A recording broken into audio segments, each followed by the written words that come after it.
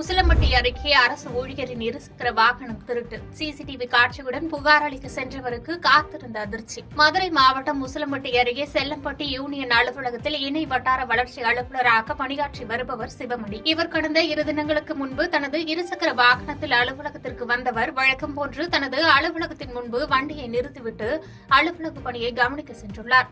பணியை முடித்துவிட்டு வீடு திரும்ப முயன்ற அவர் இருசக்கர வாகனம் காணாமல் போனதை கண்டு அதிர்ச்சியடைந்து தனது அலுவலகத்தில் இருந்த சிசிடிவி கேமரா காட்சிகளை ஆய்வு செய்தபோது அதில் ஒரு நபர் வண்டியை தள்ளி செல்வது தெரியவர கேமரா பதிவு ஆதாரத்துடன் செக்கானூர் அணி காவல் நிலையத்தில் புகார் அளித்தார். புகாரை பெற்றுக்கொண்ட போலீசார் விசாரணை நடத்திய போது சிவமணி தவணையில் இருசக்கர வாகனம் வாங்கியிருப்பதும் கடந்த பல மாதங்களாக தவணை கட்டாததும் தெரியவந்தது. இதனை செக்கானூர் அணி போலீசார் சிவமணியிடம் தெரிவிக்க அதிர்ச்சியடைந்த அவர் ஏமாற்றத்துடன் புகாரை வாபஸ் பெற்று சென்றார்.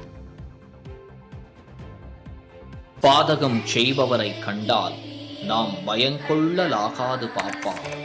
மோதி மிதித்து விடு பாப்பா, அவர் முகத்தில் உமிழ்ந்து விடு பாப்பா. அண்மை செய்திகளை உடனுக்குடன் தெரிந்து கொள்ள இணைந்திருங்கள் இயம்நாடு தொலைக்காட்சியுடன்.